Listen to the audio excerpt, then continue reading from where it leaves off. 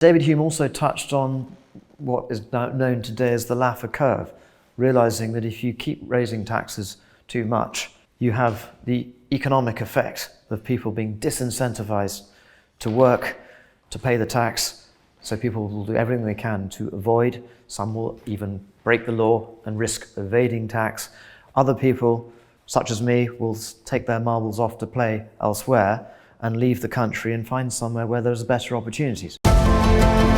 This is Common Sense Generation. Common Sense Generation.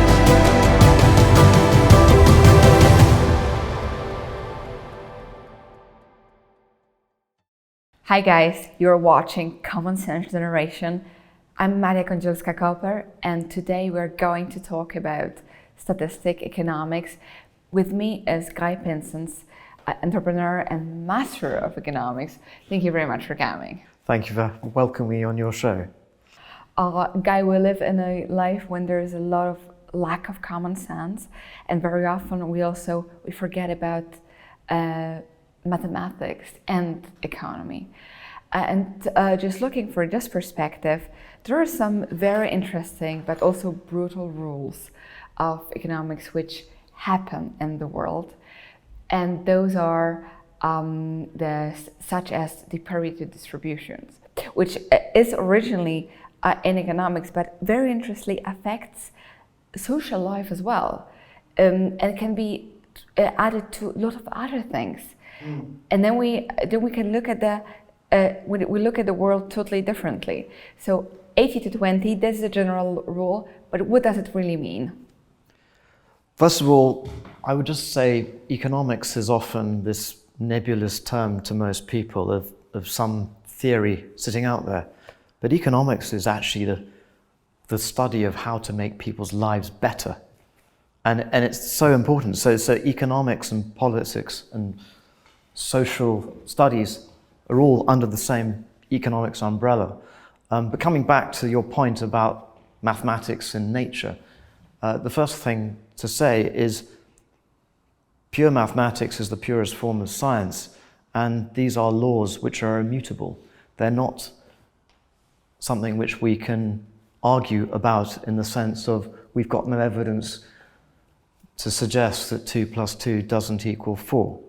And yet we still see some crazies now who are trying to say that effectively, but the laws of maths don't really care what you think, you know?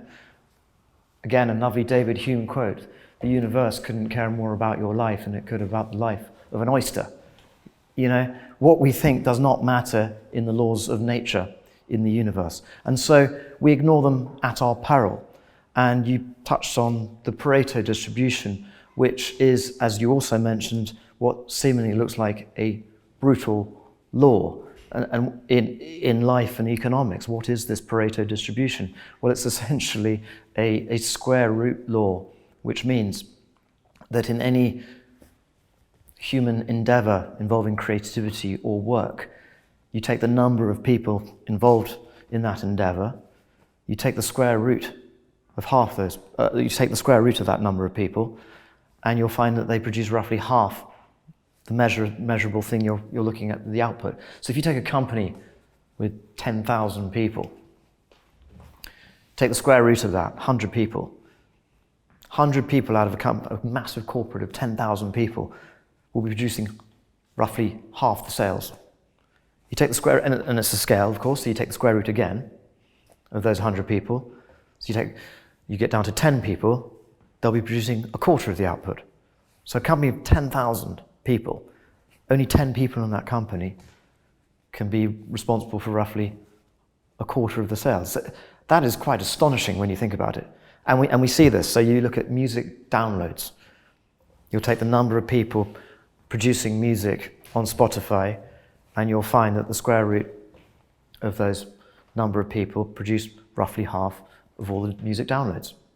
This is crazy, but this is a brutal rule. It doesn't necessarily, I would say, tells us about the quality, of course, of, for example, those, because of the popularity. But very often it depends. I know it works also in sports, in most of any dimension that we are engaging in, that and it becomes smaller and smaller. So 80 out of 20, so 20 people are, let's say, out of 100 are going to be the best. But then from this 20, again, the same Pareto rule. Yeah, that's the point. There's a point. So it is absolutely brutal, but also extremely interesting and important to have back in your mind that also the 20% of your time is actually the one most effective producing the of what you're doing. Absolutely, yeah. So so what does it actually mean for social life? That's an excellent question, and this runs into political economy, of course, because if you leave people to their own devices in a free market economy, you will find a Pareto distribution in income, a very unequal result. And there's obviously naturally a huge debate about how much we should even that out by shoveling money down from the top down to the disenfranchised and those at the bottom who won't or can't help themselves. And that's a fierce natural political debate. What we do know is if you go for complete equality in a Marxist type society, we end up with very poor results for everybody. So the question becomes, it's not a black and white issue of, well, let's have a fair society with everyone equal. It's a question of how much should we distribute to have a better society for everybody across the distribution. Because you want to have some certain balance in the society that if it is, what I actually read, that if in the society the distribution of money is 20 to 80, this is still a balanced society. So if 20% of the society owns 80% of wealth, it's still sort of balanced. But if it's becoming smaller, and if it's less percent of the society who owns the wealth of then it becomes a revolutionary situation when the rest feels desperate and it feels this huge inequality and wants to change the social system and creates a revolution. And of course, revolution is a form of brutal change and usually ends in bloodshed. And Lenin knew this. He knew that you weren't going to go for an equal society unless it was done at gunpoint. This was quite clear. And Stalin inherited this, and look at what happened. Absolutely, but on the other way around, in modern societies, we don't want this situation to be led to this form of frustration, that you have this very, very small amount of people who own so much and huge masses who live on a poverty. So on some way you have to have the distribution which allows others to take part in this. Yes, and we do. All governments, even centre-right governments, are having a progressive income tax and other tax system to shovel money to social welfare programs. The debate is not whether we should do that, it's to the degree to which we do that. Both and left in and a right. Way, how we do it, is the other thing. Well, that's another huge question, which I'm afraid this wonderful 10 minutes or so discussion will not allow us to give justice to. I fully agree. But David Hume had something to say about that as well. He didn't go into taxation a huge deal, but he did write a short essay called Of Taxes. And a couple of key messages absolutely are developed and are maintained today, which is the best form of taxation is probably on consumption rather than on income, because then to some degree it's voluntary. You can choose how much to consume. Luxury taxes are better because that is, in a sense, because you choose to consume them even if they're not life necessary. Exactly. You can pay the taxation for that. And David Hume also touched on what is now known today as the Laffer curve, realizing that if you keep raising taxes too much, you have the economic effect of people being disincentivized to work, to pay the tax. So people will do everything they can to avoid. Some will even break the law and risk evading tax. Other people, such as me, will take their marbles off to play elsewhere and leave the country and find somewhere where there's better opportunities. You know? This is the Laffer curve, which essentially plots the average tax rate on one axis against the total tax revenue on the other axis. And we've now got a madness, for example, in Britain, in certain institutions such as the Bank of England, which are so captured by the left that they've been pumping out propaganda questioning the validity of the Laffer curve, which I would argue is a complete nonsense. It's axiomatic. If you think that you're going to collect any tax revenue when you tax people at 100% of everything they make, then you've got a screw loose. Alternatively, at the other end of the curve, you have 0% tax, lots of output, employment and income, but no tax revenue.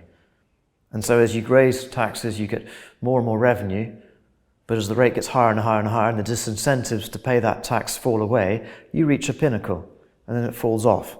And what we see time and again, even in Poland actually, there's examples where they cut the tax on vodka production and the tax revenue collected from vodka goes up. Amazing. George Osborne, more recently, George Osborne, when he became Chancellor of the Exchequer with the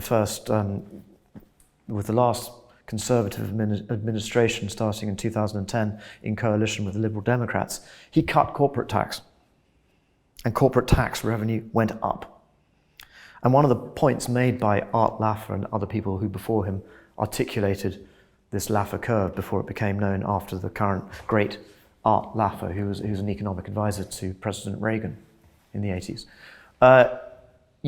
There are two taxation levels to collect a certain level of revenue, and you should never be at that higher taxation level. You should always be at that lower taxation level because the economic pie for everybody will be that much bigger. But on the other hand, in the same moment, you need to be brave enough to lower the spending of the government.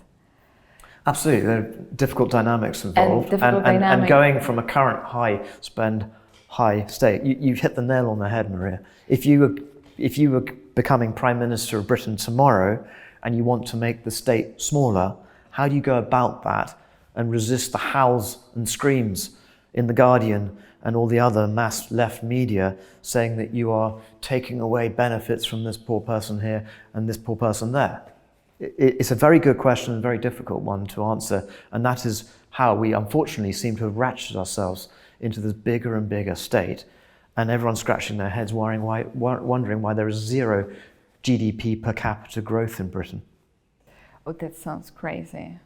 But in the same moment, because taxes are supposed to have at least as the purpose of state, the first one is to protect their own people.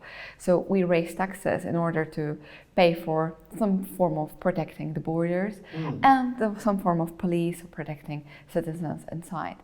Well, this goes right back to the key question which was addressed and debated at length by these great thinkers of the Enlightenment, which is, let's start at basics with a clean sheet. What is government for? Exactly, what is government for? And I would say exactly, well, from an economics perspective, political economy, I would start from the point of saying free markets should be the base starting point, but we have to acknowledge that there are market failures. Free markets left alone can produce some terrible outcomes as well. And so I would say the government needs to intervene to correct for market failure. And one market failure, commonly known as public goods, i.e. market left to its own devices will not produce certain things which are beneficial to society, such as national defense. National defense, and if national defense,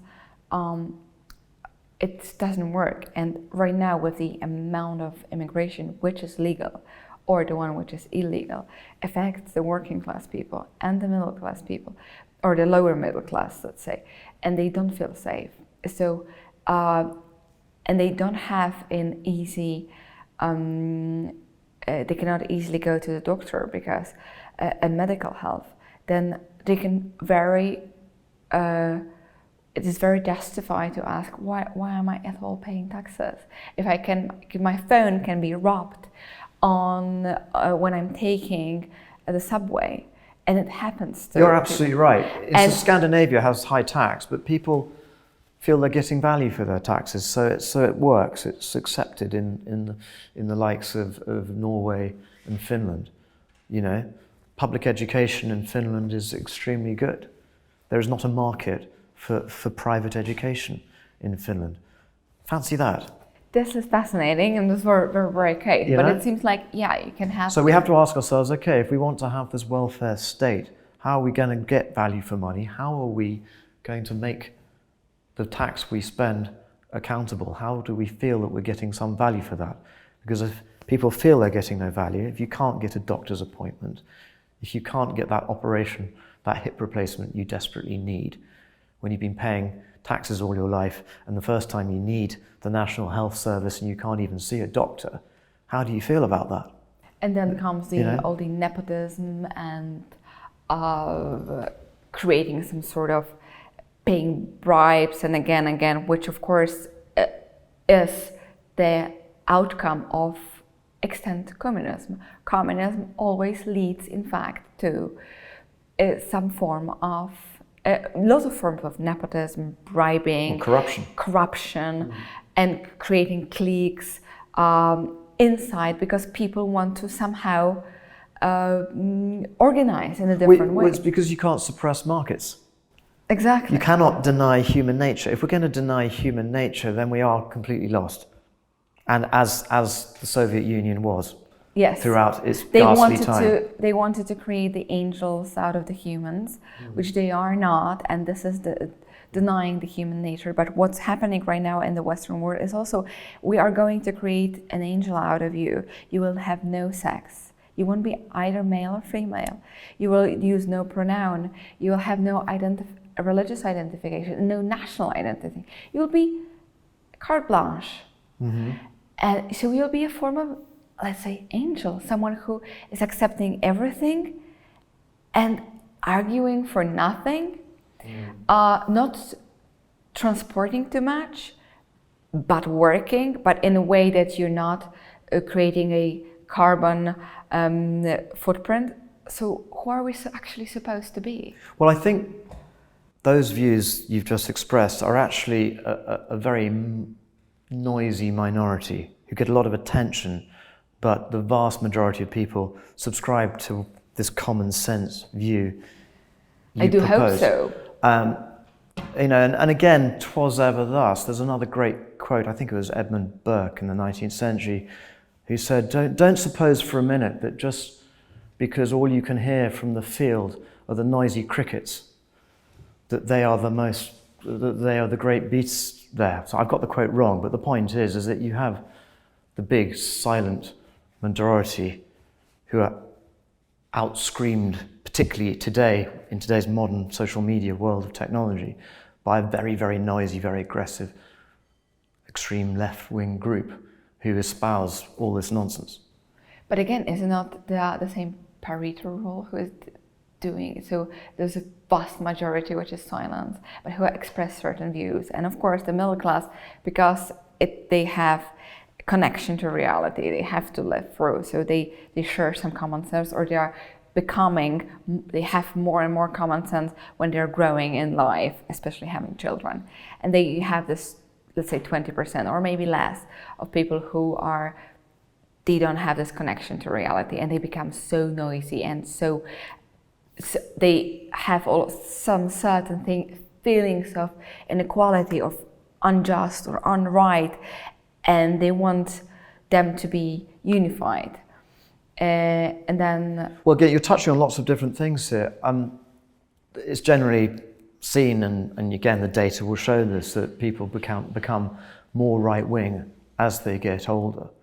And this is explained by lots of comedians when they do I think she's a Polish comedian in Britain who's very successful, who does a sort of parody of one of these group talks and how they're all sort of young and left-wing, and then she's a bit older than all of them, and goes, and most of you around here will one day realize that when you actually grow up and have to make your own living, you'll start to not be so left-wing, because suddenly you'll be taxed an awful lot and wonder why you're being having a lot of your income taken away, confiscated compulsorily by the state and given to who you consider the less deserving people who are laying about. So that's been going on forever. But I think you're also touching on a point about how there's been this comfort zone for most of our lives where you know, the so-called peace dividend of the end of the Cold War allowed governments to sort of cut back on their defense and increase their welfare state. And as long as everybody was getting wealthier, then no one really minded that there was a few noisy little left-wing nutters on the side. As people's incomes now stops growing and people start families and find it impossible to get on the housing ladder, then there's friction starting. And so why people are quite naturally saying, why are we importing all of these illegal immigrants into our country and giving them social housing over and above the people who were born here and have worked all their life here and are part of society? These are very good questions which are being ignored by the current government in Britain and the previous so-called Conservative government.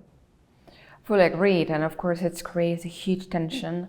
And why it is important for the rest of the world, as I said, because very often it's in a nutshell, and because the Anglo-Saxon culture it's going all over the world. So if we see problems there, very quickly they're going to come to the other parts of the world. But I don't think we should be so arrogant and sort of say, oh, it matters because the British or the English Anglo-Saxon culture is all over the world. You know, empires rise and fall, and the fact is the British Empire is no more. The influence is still there, but falling. And that's a result of poor, weak leadership. But this has happened over and over again. The Greeks and the Romans and so on, they all had amazing cultures which we look to this day. Stoic philosophy, empiricism. I fully agree. And so on. It leads us to But staying there is not a given. Absolutely not. And of course it leads us to the Thucydides trap. And well, Britain is still important because of its bigger son, and this is of course United States. If not of United States hegemony, also of English language, this culture and what's going on wouldn't be that important. Absolutely not. And of course this huge challenge which is created right now by China, and bringing Mandarin as a language, but also trying to create international trade in yuan instead of dollar, which they are doing in South Africa, which they are doing in South America. This is of course this challenge which China is saying to the American hegemony.